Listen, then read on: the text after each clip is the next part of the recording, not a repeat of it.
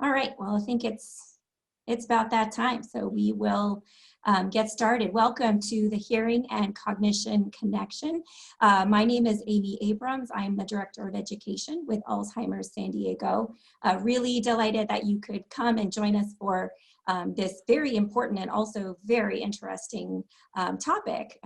I'm going to be talking briefly about Alzheimer's disease and other kinds of dementia, but we're going to focus primarily today on the connection between hearing loss and those conditions. I am really delighted to be joined today by Dr. David Ilich, who is a doctor of audiology with a practice, long time practice here in North San Diego County. I have had the pleasure of presenting with Dr. Ilich once before, and my mind was absolutely blown by the information that he shared. So I was really excited that he accepted my invitation to come and co-present with me here today. So you'll be hearing from Dr. Ilich in a bit here, but do you want to say hi before I keep moving on? Yeah, I don't know if you can hear me. Okay. Well, oh, hi, I'm sorry. Oh, no, that's okay. Zoom, right? Right. Super happy to have you with us here today. Thank you so much. A quick note of thanks to the San Diego and Imperial Geriatric Education Center, who provides funding to us at Alzheimer's San Diego to further the education of the geriatric healthcare and long-term care workforce here in San Diego and Imperial counties. So their support makes programs like this one possible. Okay, so I'm going to get started. As I mentioned, I'm going to be speaking briefly about dementia very broadly, and then I'm going to turn things over to Dr. Ilich, who's going to talk about the relationship between hearing and cognitive loss and dementia specifically. So I want to start just by kind of clarifying what exactly dementia is. This is a word that causes a lot of confusion. It is often misused and misunderstood. So what dementia is the word that we use to describe a syndrome. It's a group of symptoms caused by some underlying medical condition. Dementia is not the actual medical condition. It's the word we use to describe the symptoms, right? Impaired memory, impaired cognition or problem-solving ability, behavioral or personality changes. And all of these changes are significant enough that they're interfering with a person's daily function. It's not just your normal run-of-the-mill, gosh, you know, what was the name of that person I just met the other day, right?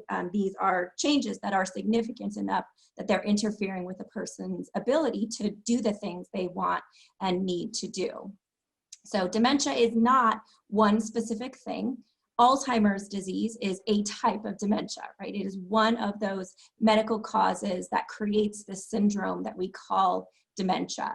But there are dozens of different types of dementia. Lewy body dementia, frontotemporal dementias, are to vascular cognitive impairment, just a few of the most common types of dementia you may have heard of. Dementia is not a normal part of aging. I'm going to go through the symptoms briefly here in a moment. And this is not just to be expected as we get older. It's a very common part of aging, but dementia is due to disease. It is due to pathology, and it is not something normal just to be expected as we age. And on that note, dementia does not just affect older adults. We tend to think of Alzheimer's disease and other forms of dementia as diseases of aging, and they do primarily impact older adults. But certainly there are middle-aged and even younger adults, as young as the late 30s, but more commonly in the 40s and 50s, who are impacted by dementia. So it is not exclusive to any one particular group of people. So dementia, again, that group of symptoms caused by an underlying condition. Alzheimer's disease is one type. It is a progressive neurodegenerative condition, meaning it's causing brain cells to die.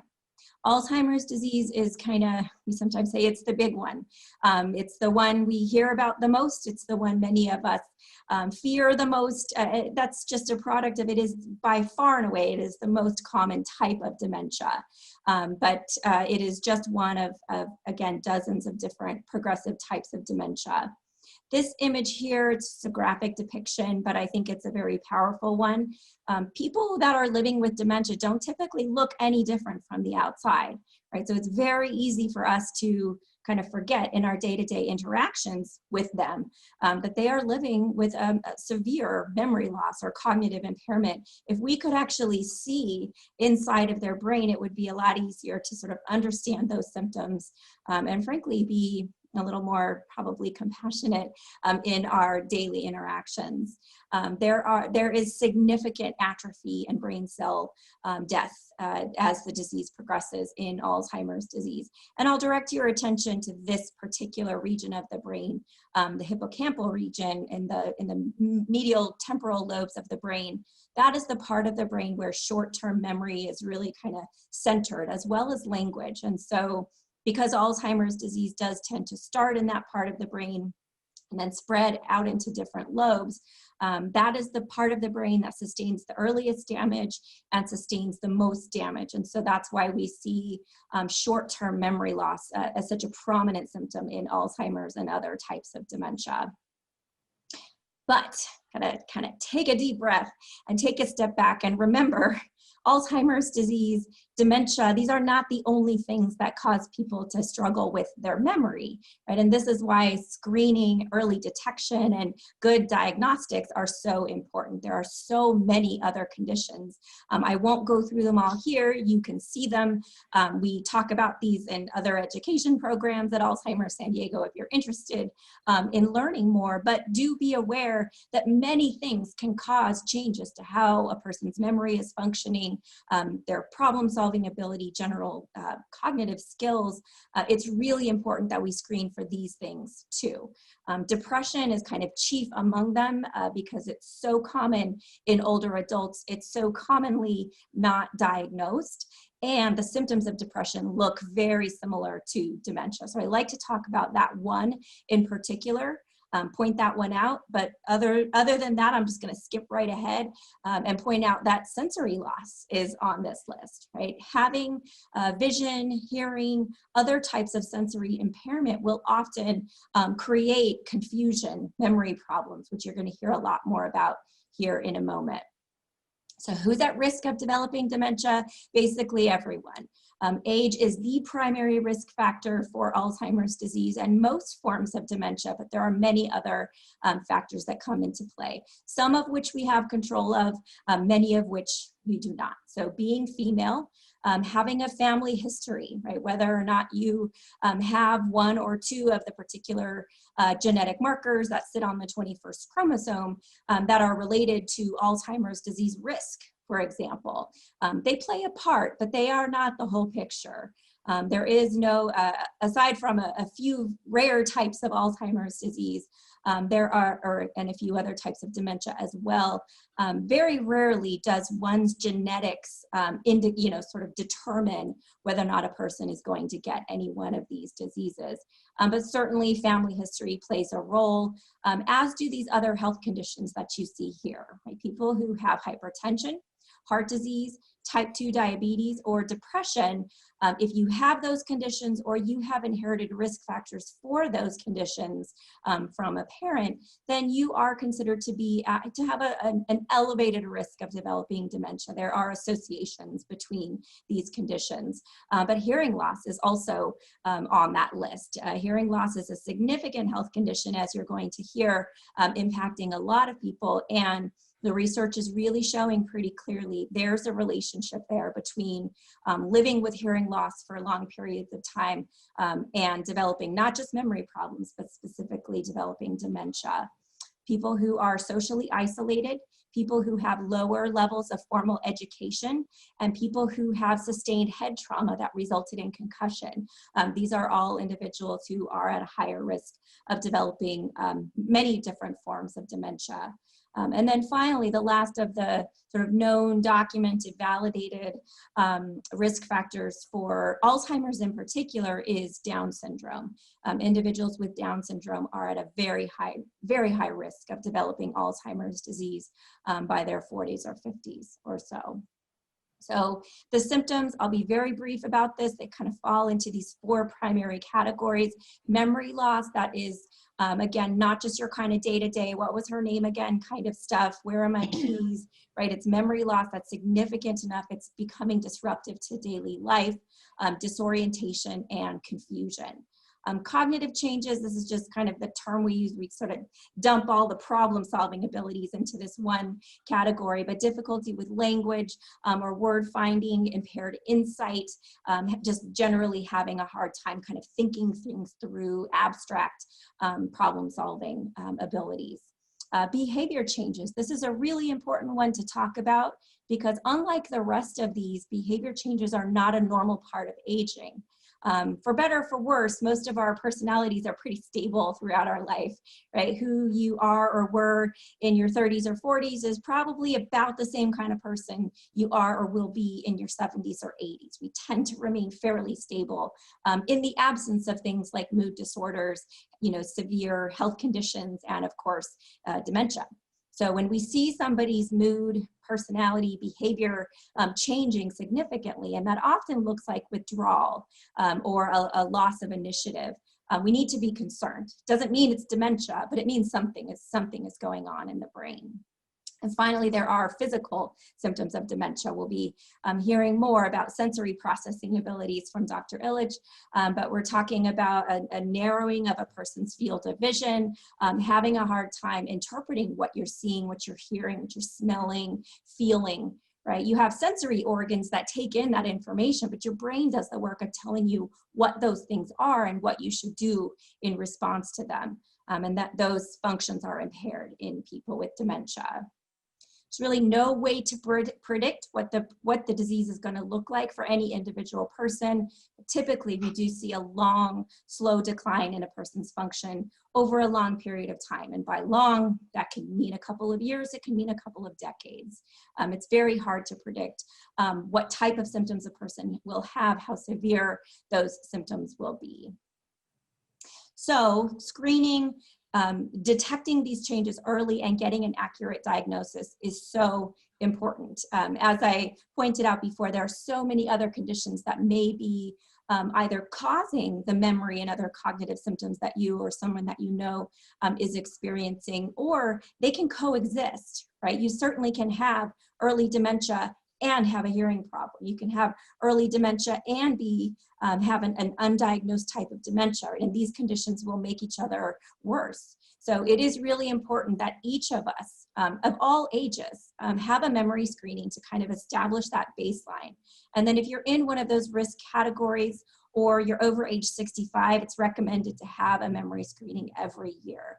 One of the great dilemmas of these diseases is that most people don't know they have them, right? If I have a severe memory problem, I'm starting to have difficulty with my judgment, my reasoning, my problem-solving ability. I may be the last one to know that, right? So the impairment of my insight is going to get in the way of my being able to bring it to my doctor's attention when it's happening. So that's why annual screening is such a good idea. We detect those changes early. We're ruling out all those reversible causes, right? Maybe we'll find hearing loss and we can correct that early before it causes more damage.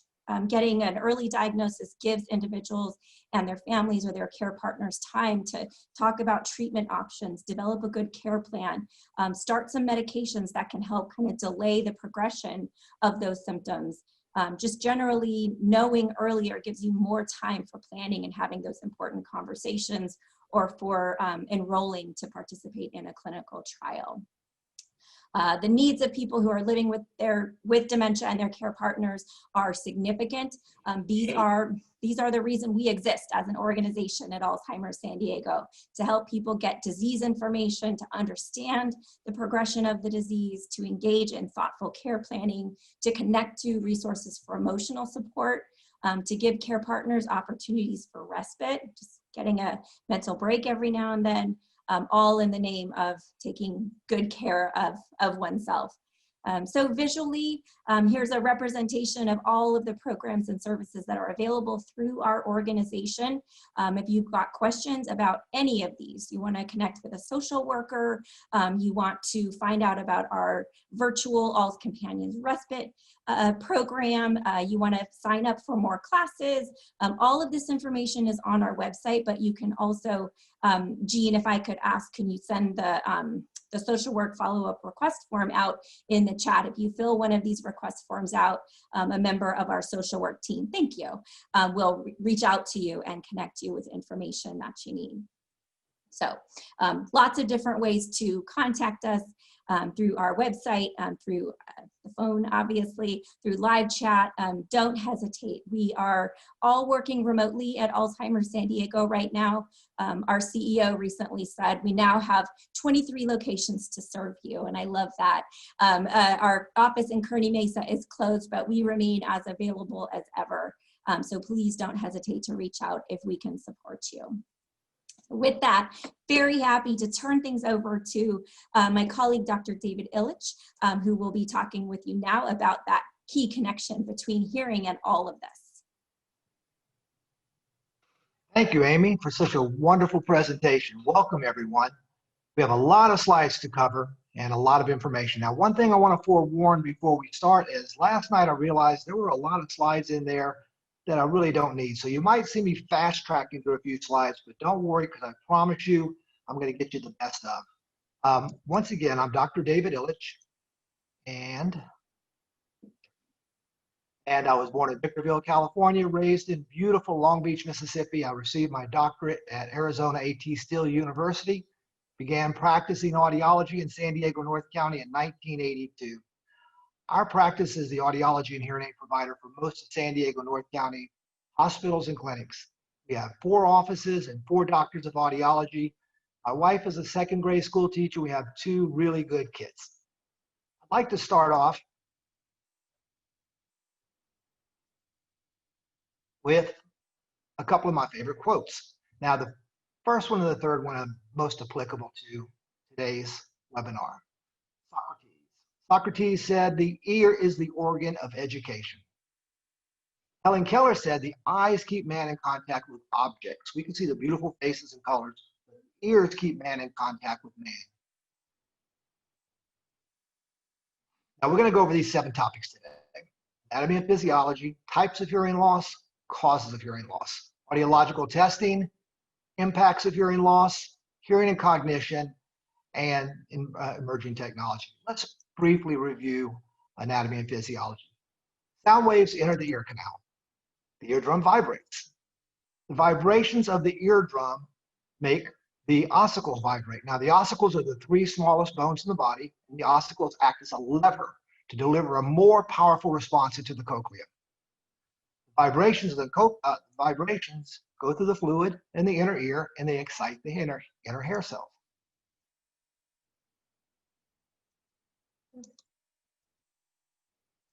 Now, here is a picture of a normal versus damaged cochlear hair cells. Now, most importantly is what happens in the brain. The electrical signals travel up the central auditory pathway, and they go through many neural processing structures into the brain, which interprets sound and speech. Once it's in the brain, the auditory cortex will actually send sounds out to memory, sound identification, and speech identification, and emotions. We hear with our brains, not with our ears. Now, what is hearing loss? Hearing loss is any degree of impairment in the ability to hear and or understand speech. And hearing loss is as unique as the individual. Basically, there's 2 types of hearing loss. There's conductive. Now, conductive is in the outer ear and the middle ear. It requires medical attention. It can be impacted earwax. It could be damage or infection to the ear canal, the eardrum, or the middle ear cavity. Here's a normal appearing eardrum, tympanic membrane. Here's a swollen ear canal and or middle ear infection, and here is impacted earwax. Second type of hearing loss is called sensory neural hearing loss. Now, sensory neural hearing loss makes up about 95% of all hearing loss out there. Now, Here are slides of both a healthy and a damaged cochlea and auditory nerve. Now, what are the causes of hearing loss? There's presbycusis, sociocusis, congenital, and ototoxicity. Now, presbycusis is the post-puberty blues, age-related hearing loss. It's something we all go through. We don't run as fast, we don't see as well, we don't hear as well. Sociocusis is noise-induced hearing loss, and that's how I got my hearing loss. Working with jackhammers back in college days and not being smart enough to wear ear protection. Sociocusis is noise-induced. Congenital is genetic hearing loss. We are our parents. It's family history, genetic predisposition, and ototoxicity is drug-related hearing loss. There are more than 200 medications out there that are known to be toxic to our hearing. Now, there are 12% of all Americans have hearing loss. That's more than 38 million people. Now, those two numbers are going to be going up. Can anybody tell me why those two numbers are going to be going up logarithmically? Raise your hand. Raise your hand. Right. Baby boomers. Baby boomers, 10,000 Americans turn age 65 every single day. Also, in JAMA, Journal of American Medical Association, it notes that the fastest growing medical epidemic in the United States of America right now is ages 19 years old and younger with permanent sensorineural hearing loss. Hearing loss is the third most common chronic disability after arthritis and heart disease for all of us over age 50. Now, let's talk about the audiogram and hearing. Across the horizontal axis, you have pitch with bass on the left and treble on the right. On the vertical axis, you have loudness. Now, loudness can be measured with normal hearing, mild hearing loss, moderate to severe hearing loss, and profound hearing loss. Profound hearing loss is deafness. Now, let's take a look at this audiogram. This individual would walk into our clinic and say, I can hear perfectly. I honestly have perfect hearing. The only problem is my wife and children and family and priests all mumble. Now, how in the world can somebody say that? Easy. The sounds on the left are where the energy sounds are located. Vowels. Ah, e, ah, oh, ooh. Very, very, very powerful sounds with very little clarity. The sounds on the right are the consonants, and those are very soft, petite sounds. Whisper a word, scream a word. Whisper and scream cat. You're going to whisper and scream the A. That's why the person says, I can hear, ah, e, ah, oh, ooh, but everyone I know mumbles. Now, audiologists do lots of tests. We do tympanometry, which tests the middle ear cavity. We test acoustic stapedial reflexes, which test the nerves going into the brain. But the two most important speech tests are word discrimination scores and speech in noise. Now, word discrimination scores is what's the best a person can understand speech. They're in a quiet environment, they repeat words at a comfortable level. Speech in noise is critical in a proper diagnosis and creating an individualized oral rehabilitation program. The patients in the sound booth with the speakers around them, what is their ability to understand speech in the presence of background noise? Also, audiologists have a slew of questionnaires, everything from the tinnitus handicap inventory to the dizziness handicap inventory. And to monitor hearing aid usage, we use the COSI and the IOI. These are tests where we monitor the progression with a person trying a hearing aid. Let's talk about the three impacts with hearing loss. So, first of all, isolation, withdrawal, inattentiveness, and introversion. Every audiologist hears this every day. I used to enjoy going out, but honestly, I love being by myself nowadays. Intellectually, psychologically, socially, you introvert. Psychological impacts: frustration, insecurity, embarrassment, and anxiety. Now, there's too many physical aspects to go over. Here's 13, but we're going to go over 4. We're going to talk about hypertension. There is a significant association between high blood pressure and hearing loss. The inner ear is extremely dependent on blood flow. Diabetes. Hearing loss is twice as common for diabetics. That's an interesting statistic. Even with blood sugar higher than normal, but it's not enough for a diagnosis of diabetes, they have a 30% higher rate of hearing loss. Balls and balance. Lots of audiologists are specialized in training of vestibular. Vestibular is part of the inner ear. Now, those with mild hearing loss have a mild hearing loss is only 25 dB. They have a 3 times higher incidence of falls. And every 10 dB beyond that, that increases 1.4%. And what we're talking about today is cognitive.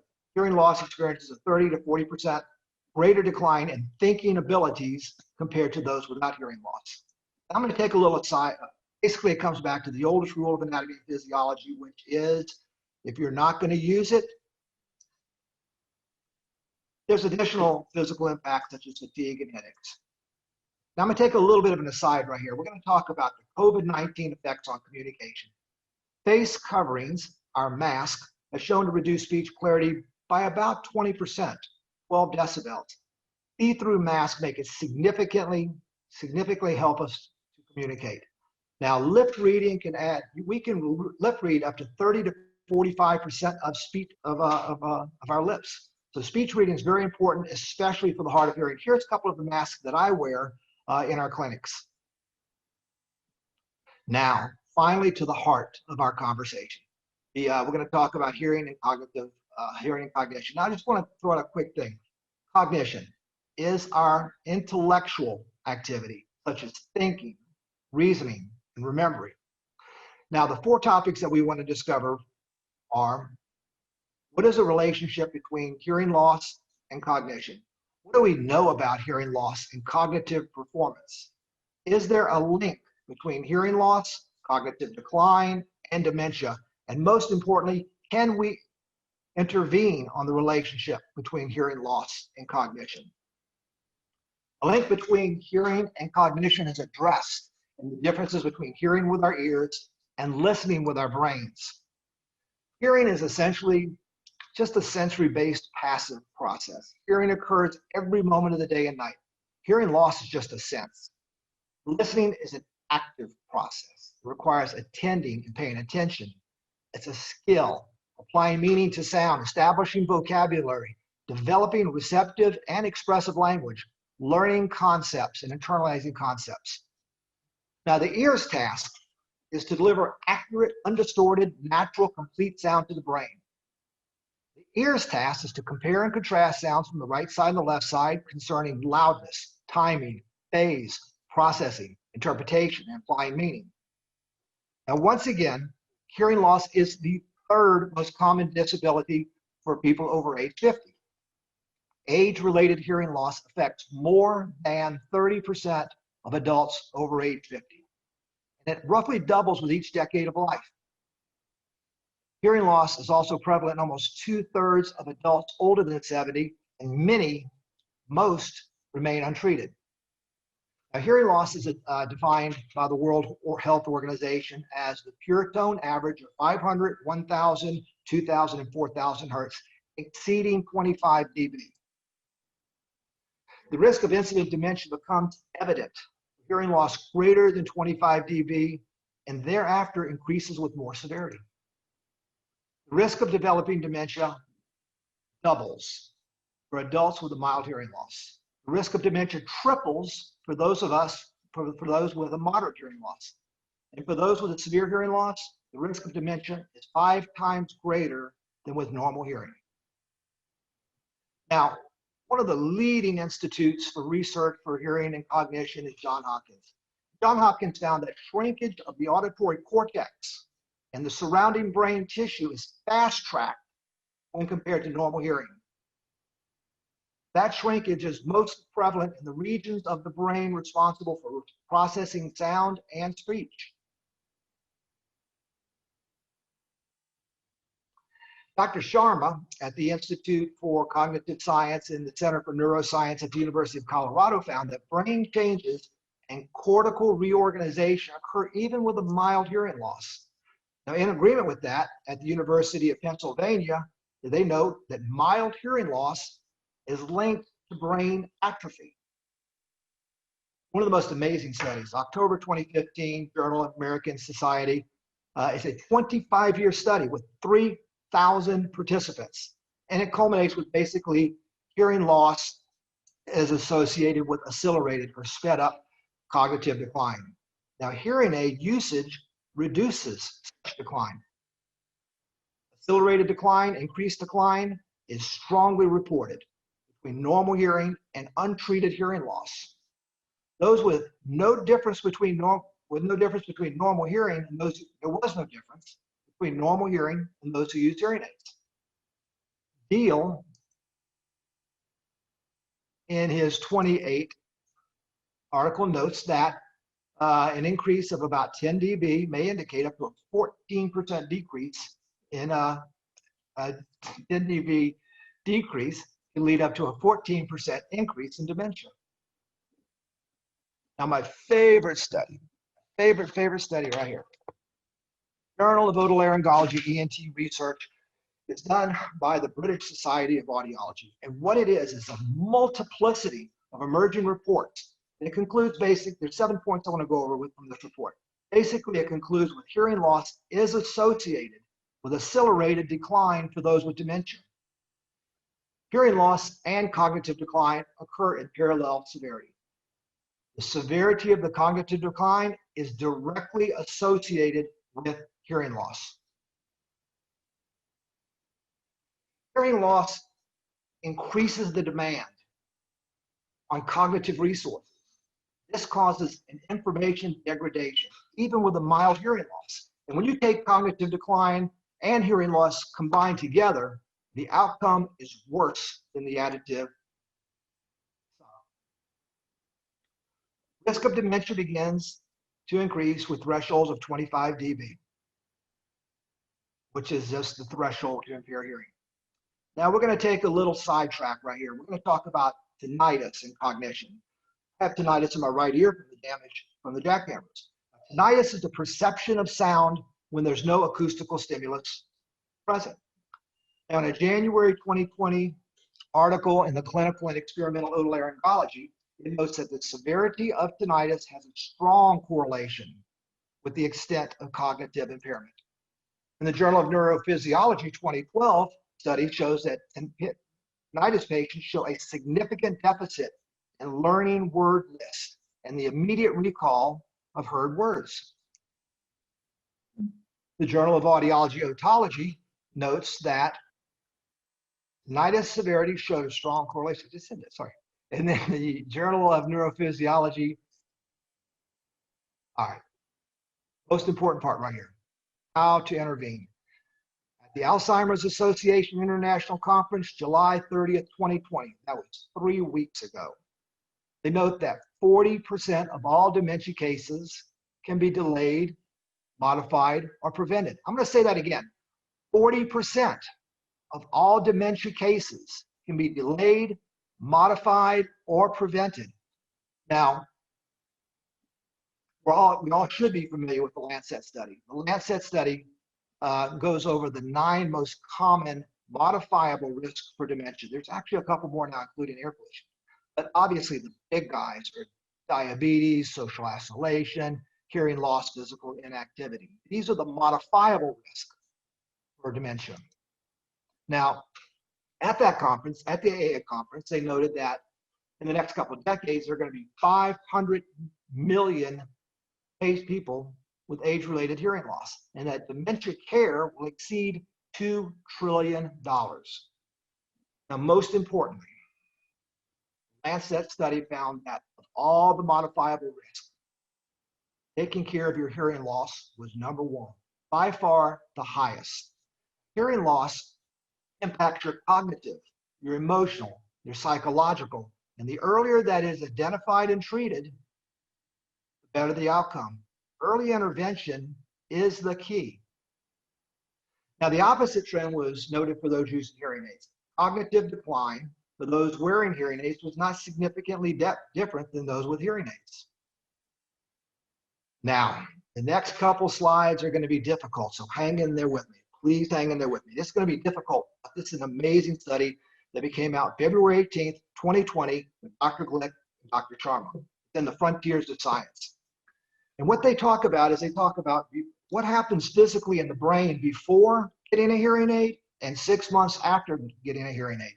Now, the initial baseline showed extensive recruitment of the cross-modal brain activity, especially into the visual and somatosensory areas of the brain. Now, what does that mean? First of all, somatosensory means touch, feel, warmth. What that means basically is that the auditory cortex has begun shipping off responsibilities to other parts of the brain. This is called neuroplasticity.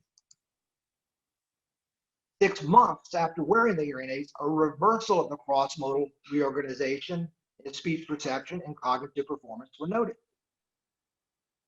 Fewer brain changes due to cortical resource allocation, the better the speech perception. The earlier received appropriate amplification, the less the brain recruitment, thus the better benefit. Once again, early intervention. And as noted, it occurs even with a mild hearing loss.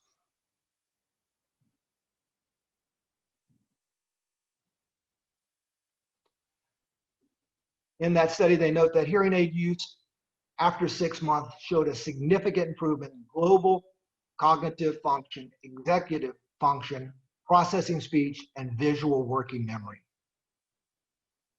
And in short, 6 months after wearing correctly fitted amplification, a reversal of cross-modal reorganization was observed. This coincides with gains in speech perception and cognitive benefit. Wearing hearing devices will reduce cognitive difficulty. Now, what's the first step? The first step is to get a hearing test. Now, the Welcome to Medicare Act stipulates 7 tests that should be done within the first 6 months of getting Plan B Medicare. And they include our blood pressure, falling, and includes hearing. Now, not everybody needs a hearing test at age 65, but you should at least have one of 2 things: a baseline audiogram, or at least a questionnaire. The Cleveland Clinic is a approved questionnaire. How well do you hear? Here's a fact sheet on Welcome to Medicare, which every physician and caregiver should have. Now, we're not going to spend much time on emerging technology. Maybe Amy and I can have a talk on this in the future. All I can say is that hearing aid technology is changing at light speed. There's more than $500 million went into hearing aid research and design last year. Hearing preferences are as unique as a fingerprint. The unique needs of each individual should be properly assessed for a proper fitting. A well-trained doctor of audiology has so many options available to fit our patients. A few of the recent and most innovative technologies available are directional and multi-directional hearing aids. Now, we've had directional hearing aids for a while, and we can hear very clearly in front of us, and the background noise goes down. The problem is, if somebody's saying something here or there, we miss what they're saying. The newer hearing devices, some of them, have what they call multi-directional, where you can go to a party or a restaurant and hear speech from different sound sources without being bothered by background noise. Bluetooth is fantastic. I love stereophonic telephone with my Bluetooth hearing aids. I also love pressing a button and Bluetoothing into the television. We're going to talk about the remote microphone and the music. Now, music is so complex and so subjective. Make sure you have an audiologist who understands the complexity of tuning a hearing aid subjectively for the way that you want to hear music. Remote microphones are fantastic for church, classrooms, or just conversing. The other person wears a little clip right here, as you can see right there on the bottom, and it Bluetooths right into the person's hearing aid. It makes life so much easier for those with hearing loss, and especially those with cognitive impairment. Any theater that can hold more than 50 people, according to the Americans with Disabilities Act, should have some hearing assistance. Hearing aids are rechargeable. Hearing aids have artificial intelligence. They even have language transition, some of them. At the end of the day, you'll get a body score on your telephone. How many steps did you take? How many hours have you worn the hearing aid? Active listening. The ear is going to be the new wrist. You know, the wrist fits, the ear is much more accurate than the wrist. Now, one thing that's really helped us during the pandemic is remote programming. Julian, Borrego Springs, people who don't want to leave their homes, it's made programming from our office to them much easier. Heart rate, it'll tell you, some hearing aids will tell you your heart rate. Here's an interesting statistic. The people with low frequency hearing loss are considered at high risk for cardiovascular events. Now, falls. Every 11 seconds, someone is in the emergency room for an injury due to falls. Once again, remember, 25 dB has 3 times higher incidence of falls and 1.4% more for every 10 dB beyond that. There are so many things that audiologists have available now that specifically fit the patient. Hearing aid preferences vary greatly. Hearing is unique and it's not predictable. The most important thing is to find a good provider. Dr. Shen talks about the importance of making sure that you work with an audiologist lifelong, someone who's experienced, someone who's qualified, someone who's going to take the time to personalize and individualize the hearing aid for you and create an auditory oral rehabilitation program specifically for you.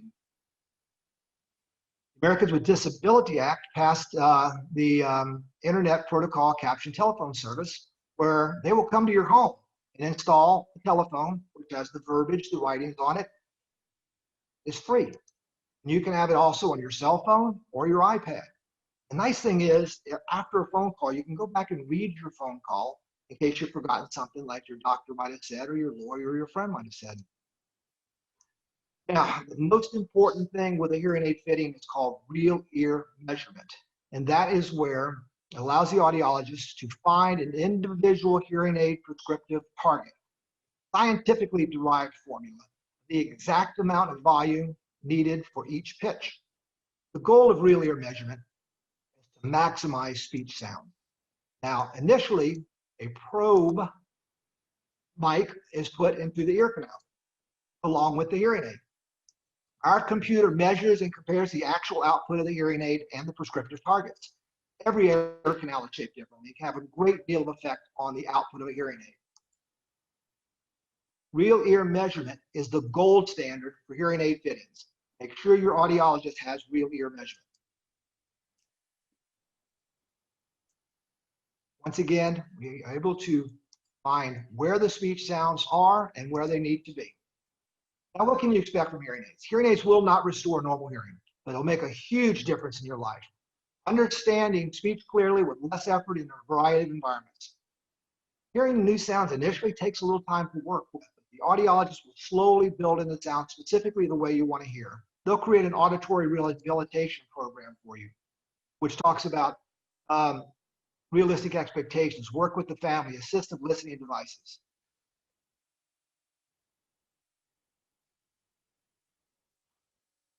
Now, I fell behind there a moment, I'm sorry. Treatment with a hearing aid shows improvement in emotional well-being, self-confidence, self-control of one's life, participating in social activities, communicating with our partners, quality of life. Now, in conclusion,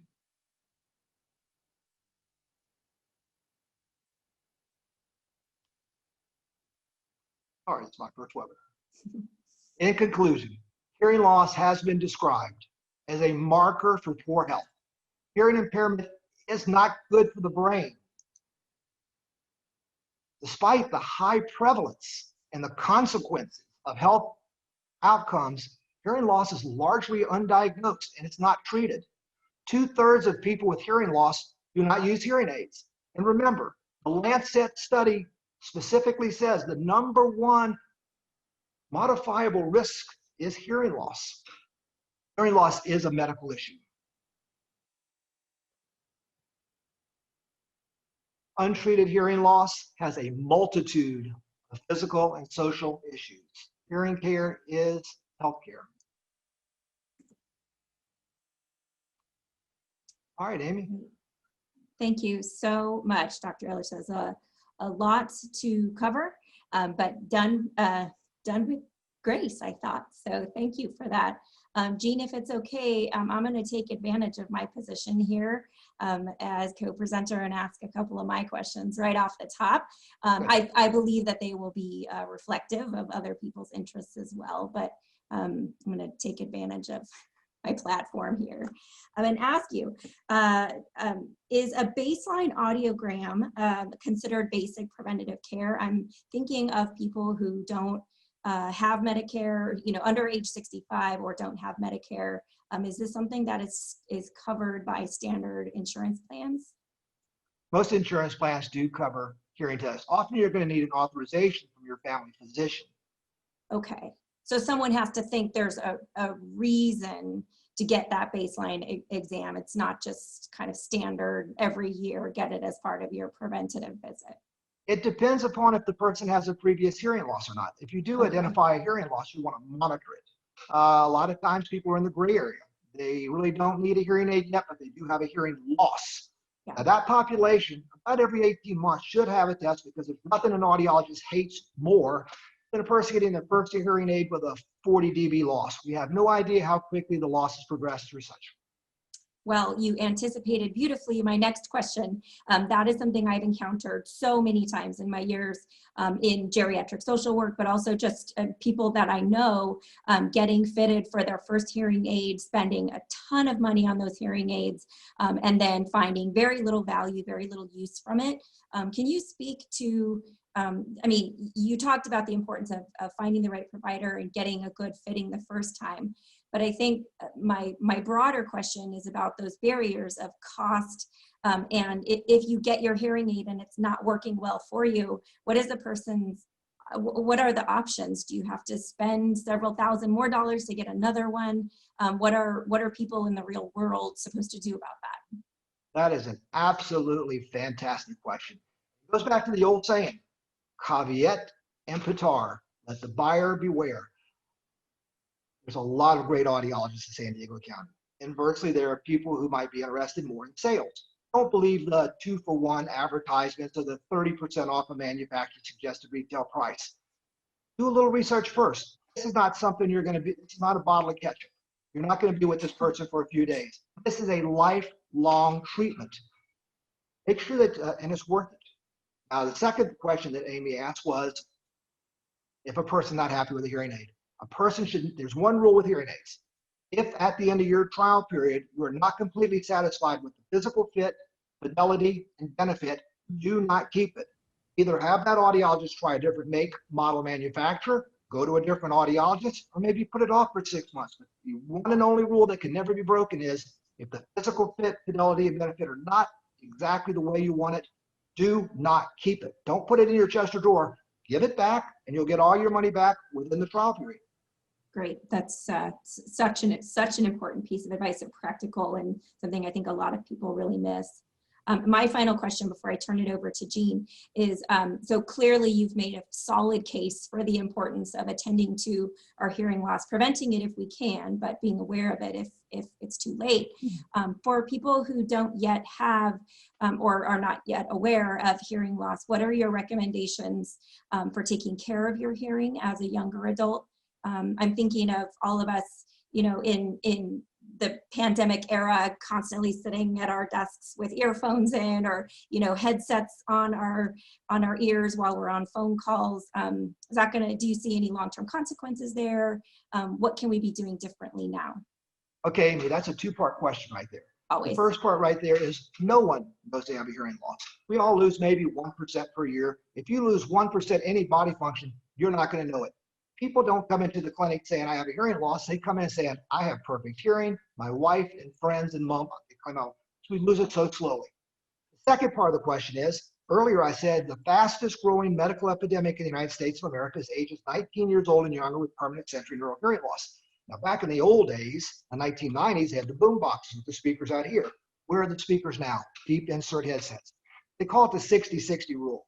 Never turn your personal amplifier above 60%, and never listen to loud sounds or music or anything for more than 60 minutes without a 5-minute break. Great. That's brand new information for me. Thank you. That's great. Okay, Jean, take it away. Okay, thank you, Amy. There's just lots of good questions coming in here, but a couple that I want to focus on a little bit is that a couple of our attendees have talked about their parents with hearing loss, being, you know, seen by an audiologist and with hearing aids for a long time. But both of these folks are saying there's been a significant decline in the person's ability to hear, to understand speech. So they're hearing sound okay, but not understanding speech. So is this something that we would say is a symptom that's more in alignment with dementia progression, or is it in alignment with just continued decline and loss of hearing function? Both. It's a function of dementia, the decline, but it also has to do with realistic expectations. Now, one of the most important tests that audiologists do is word discrimination score. What is the best a person can understand speech in a quiet environment? Now, if we're doing that test and we get 85 to 100% of the words correct, that person's going to be really happy with the hearing aid. If they only get 70 to 85%, they're going to be moderately happy. Now, if a person only understands 60% or less, they're always going to have difficulty. It goes back to early intervention. The longer a person waits, the more the auditory cortex is not going to understand the speech, and the less successful we be. One of the most important things an audiologist needs to do right off the bat is explain to the patient realistic expectations. We're going to get this hearing aid, and we're looking at getting 80% of the words correct, or 60% or 100%. So realistic expectations, what these people who are asking the question needs to know is, what is their parents' word discrimination score? Very good, thank you. And on a similar note, I'm going to combine a couple of questions here. Is, you know, a lot of our families will tell you, they tell us, and I'm sure you've heard this too, that at some point the hearing aid seems to be a problem for the person living with dementia. It's an irritant. It can be an irritant, unfortunately, too, for the care partner because of the maintenance issues and looking for it. Oftentimes it's lost. Is there at some point that it's kind of okay to say, this isn't working anymore and we can just let the person be without a hearing aid? Not really. They should speak with their audiologist. There's all kinds of ways of connecting hearing aids. Depends on, we work with more dementia patients than I can count. Quite often the consultation with the caregiver, the parent, the caregiver or the rest of the family has to do with how we're going to prevent this person from taking the hearing aid and putting it off somewhere it shouldn't be. So those people really should speak with their audiologist. It's called oral rehabilitation. That's a complete plan that the audiologist puts together on preventing this. Okay. So there are devices that the person can't pull out themselves, or What they do is connect it to something. Okay, great.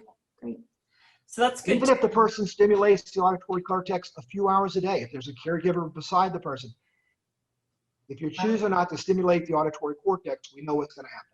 Yeah. Here's a quick question that I'm quite interested in myself. Could you just explain to us the connection between hearing loss and falls? Yeah. The inner ear houses our auditory sense and our balance sense. Now, the balance sense is called vestibular. They share the same fluids. There's a lot of audiologists who are specialized in testing vestibular. The higher, as the statistic we noted earlier, 25 dB, you have 3 times higher incidence of falls. Every 10 dB beyond that, you increase that incidence by 1.4.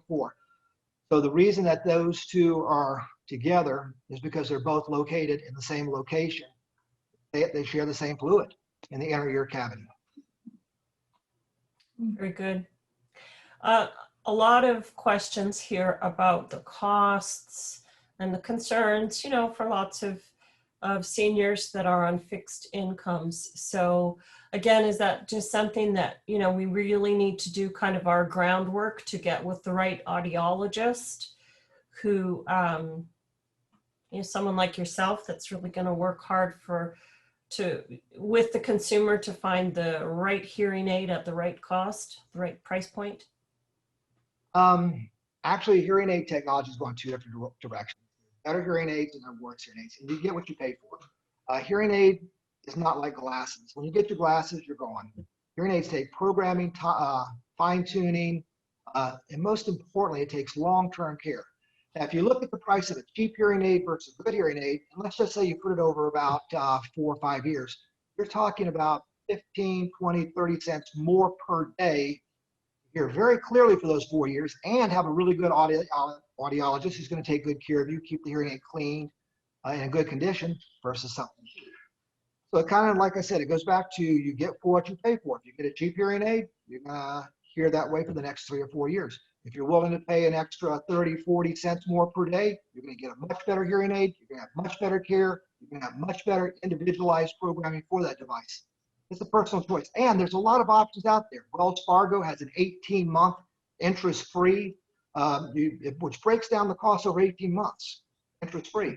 And there's a lot of options out there you can discuss with your audiologist on breaking that cost down over a period of time. But you have to remember, this is not a short-term thing. This is 3, 4, 5, 6, 7. I just saw somebody who we fit him with hearing aids almost 9 years ago. We've taken incredible care of this hearing aid. This hearing aid is in mint condition because we've taken such good care of it. This strikes me as a significant contribution to the health disparities that we see in different groups, who gets dementia and who doesn't. If you could afford to correct your hearing earlier in the process, then you have a lower likelihood of developing some of these cognitive changes in dementia. So thanks for giving me another soapbox to step up onto. So absolutely. And I did not know that about Wells Fargo, so that's another little nugget, and we appreciate that. So we are at time. I'm going to go ahead and conclude. I know, Jean, that there are unasked and unanswered questions in that chat. We are going to provide you in the follow-up email. We're going to send you our contact information. You can certainly reach out with any individual questions. And of course, if you're caring for somebody who's living with dementia and you have questions about those resources, need information or support there, the Alzheimer's San Diego team remains available to help with that. So just a quick plug for a couple of upcoming online education programs. We have our core Dementia 101 program tomorrow, actually. Jean and I will be teaching that webinar. If you need to know more about some of the stuff that I covered quickly at the top of the program here today, we'll be diving into that in more detail. And then Thursday, September 3rd, we'll do our program on communication skills. And I'll tell you what, Jean, I've got a lot of ideas going here about considering hearing loss in people living with dementia and how to communicate differently. So thank you for that, Dr. Ilich. So all the information about our programming, as well as all of our resources, of course, is available on our website. When this webinar closes, a window is going to pop up that will provide you with a link to a quick survey. We would love to hear your feedback. It's anonymous, so be as direct as you can. We'd love to hear your feedback on today's program, as well as any other thoughts or ideas about other educational topics or trainings that you're interested in. And once again, we know we clicked through a lot of information quickly here. You're going to get a copy of all of those slides, and we'll direct you to where you can find the recording of today's program. If you want to go back and listen again, or if you want to share it with someone else, you're welcome to do so. I'm going to end our session here today with my incredible gratitude to you, Dr. Ilich, for sharing this, again, fascinating and really useful, really important information with all of us. My thanks to Jean and Isabella for being here behind the scenes and helping out, helping everything run smoothly here today. I think that's a wrap.